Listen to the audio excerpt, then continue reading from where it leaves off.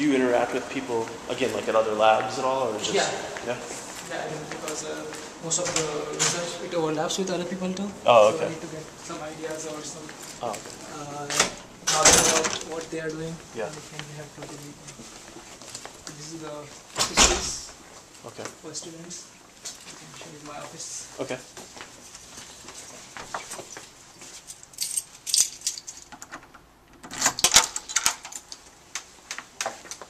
Oh, nice view. Yeah.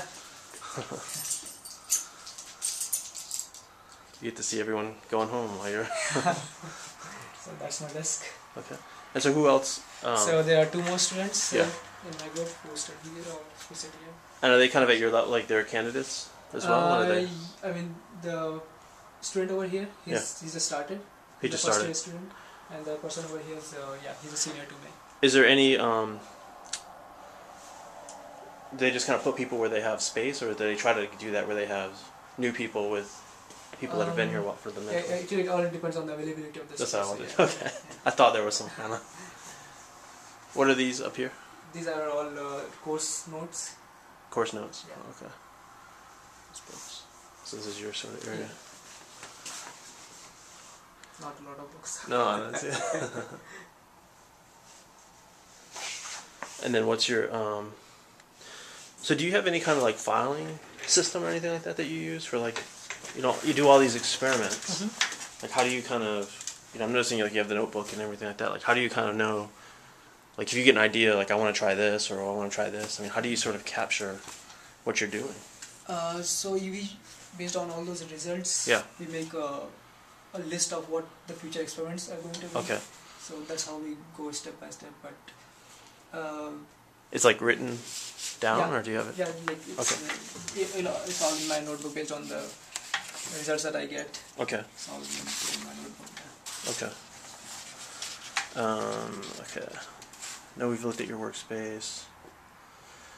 So what the question I have is, what's expected of you as a grad student in terms of what are you expected to sort of produce and what you're currently working on? So that means, obviously you have to do the dissertation, but kind of like, what's sort of the deal that you're going to do these experiments, or you have to produce these papers, or that's what we're kind of looking at. What do you, as an EC, what are you expected to produce? So when I joined here, there was a specific project that I was assigned to, and the requirements were a little different at that time.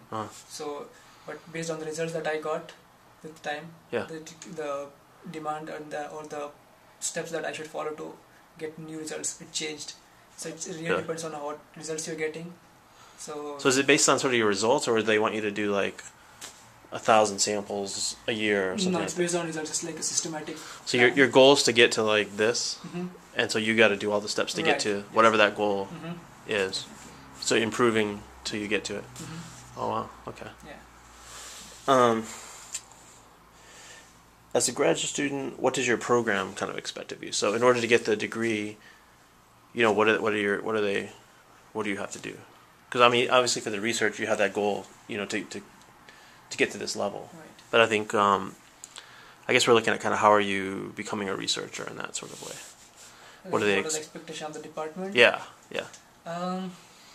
Or your advisor? Yes, it's more or less based on each individual advisor, what he thinks. Okay. So if he thinks you have made enough progress, you have enough results, then you can graduate.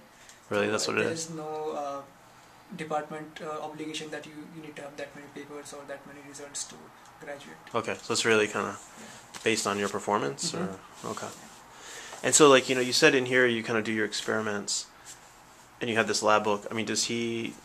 Who gets that? Does he kind of look at it at all? Or? Yeah, we always share it with him. So, since we are doing all the experiments and he's guiding us, so we need to show him all these data. Yeah. Okay. So it's like we get constant guidance from him. Well, that's one of the things, libraries are kind of interested in is sort of this concept of, like, they call it data curation, where it's kind of like all these people have this data, and now how can they sort of, after you've done what you need to do with it, how can you share it? I know some of it you might want to be, it's kind of, you might not want people to see it. Right. But, internally and stuff like that. That's why I was kind of asking about the books that you had there. It's kind of like, how do you share it with the people that are in the next level or anything like that? They can just come in and look at your books, or is there? How does that? I mean, if there's something confidential, it is not shared with a lot of people. Yeah. Unless it is published. Yeah. But once it's published, it's open to everybody. So it's like. So how does that? Okay, you publish, in IEEE or whatever. What do you do with that data then? I mean, can you put it online for people to access? Yeah, definitely. Yeah. Like, where do you do that now? So there are the websites of IEEE. It can be accessed from anywhere. So once you publish, and the IEEE, those people, that journal itself, it puts it online. So IEEE hosts the data? Yeah. Oh, cool. I didn't know that. Yeah. I didn't know It has that. Okay. I've kind of seen your progress, but I'm just going to ask the question here: is like, what is your work process like? So again, we're looking at how you're organized and all that, and we kind of touched on that with, on Monday you prepared and then you get time in there. Right. So how do you sort of manage that, getting your time in those? Like, let's say you want to get in there, and you're like, you can't get in. It's like it's booked all week, so you can't even get to that first room. Right. So what do you do with that week now? Then it's like going through some books and reading literature. How I can make my samples better. Okay. I can analyze my data and how I can generate more results. Okay. It's like more of a thinking process then. Yeah. Okay. Tools. So when you're here, in this space, is this kind of like you're reading and reflecting, or kind of, we've kind of seen what you do in the other one. So what happens here? So most of the time I analyze my data here. Yeah. And read research papers. Yeah. Do you interact with these folks at all too? Yeah. So we are working on a common project here. A common one? Common project. Oh yeah. Yeah. So we need to interact a lot. We have like a couple of meetings every week. Okay. Where do you guys have your meetings? There is a meeting room. Okay. Beards, huh? What else is this? It says, if whatever is an anticipated end result, what tools do you use? We've seen your tools. Walk me through the steps, materials, inputs of a project. I think we've covered it all. Let me see one more. Let me see. Is there one of the things we're looking at is the idea of peer review, and we typically think of that like, you write an article, it goes out, and they do the peer review. But before that even happens, is there any kind of peer review or evaluation or criticism that happens, amongst your colleagues? How do you? So tell me about that. Let's say if I'm going to a conference where I'm going to present my data, so I prepare slides for it, and we have a group meeting every week. Yeah. So I need to present my slides. It's like a practice talk for that conference. Okay. So all my colleagues and my professor, they comment on how well I did and what changes I need to make in my presentation so that I present myself in a better way. Right. So let's say you have your goal to get the semiconductor at this level, whatever.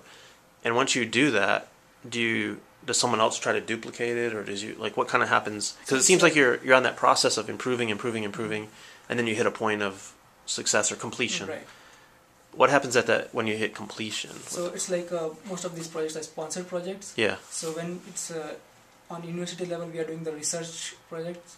So once we optimize a certain thing, it gets transferred to the industry. Okay. So they try to repeat the same thing, and if it is like repeatable and consistent, they try to integrate into the devices. Oh, okay. So it's transferred to industry after. So you're just done with it then? Yeah. Oh, okay. Yeah. So at those meetings, again, where you said you're presenting, or let's say someone else, this guy's presenting or someone else is presenting. Like, what kind of feedback do you usually kind of look for? Like, what do you guys kind of do as an evaluator? I guess. So we tell him like if he needs to add more data so that his results are complete and it will make more sense. Like it will be a particular trend. It will make a more theoretical sense in his data. If he adds more data points like that, or if he can make any changes in the slide so that it's more clear for the listener, so that it's not confusing people, but it's like more helpful for them to understand. Do you guys do that with papers too, or if someone's writing a paper and they're submitting it to IEEE, do you guys send it out, or how does that kind of? So we send it to all our co-authors. To all the co-authors, and we get a feedback from them. Yeah. Okay. And is there usually I think we talked about that a little bit. How do you become like the primary author versus co-authors? I mean, how is that sort of weighted? It's dependent on how much work you have done on that project. Uh-huh. So it's like you are the main.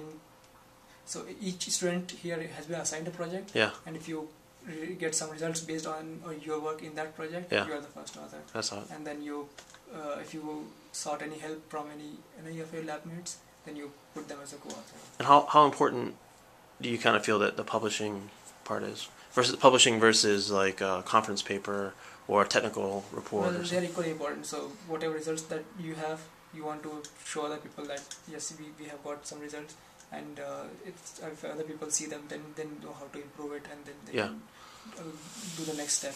One thing I'm kind of curious about too is that when do you have enough data that you have a paper? Mm-hmm. You know what I mean? Is it when you get to that complete, and then you say, okay, here's the problem that we dealt with, and here's the process, and that? Like, how do you know when you have enough data for a paper? So we write actually two kinds of papers, like more one is experimental data and one is scientific data. Okay. So experimental is mostly based on how to make a transistor work. Okay. So if you have enough parameters and enough data points that is going to contribute towards working of your transistor, then it's a complete paper, and then you can publish that. Oh, okay. And scientific study is a different study in which you analyze all the data points. Then you try to. It's not a project-dependent publication. It's like for your own scientific improvement, you analyze more data and then you publish it. Okay. Yeah. Okay. And then the last one we had was like, is collaboration a part of your work process? Mm-hmm. Again, you've kind of mentioned that, but how does it work where, you're kind of doing your planning? Like, how do you guys work together on a project, the two of you? So so the project that we work on it's a two-stage project. So first one is a thin film growth, and the second project is device fabrication. Okay. So the samples that I prepare here, I do the film growth, and then I give the sample to this guy. Uh-huh. Then he does the device processing in the clean room at times. Oh, okay. So that way you can just prepare samples, and someone else can do things, and then you guys look at the data. Measurements also. Oh, okay. Yeah. And then do you usually kind of look at the data yourself? Mm-hmm. Like you plan it, and someone else can process. Right. And then you can look at the data, and then okay. All right.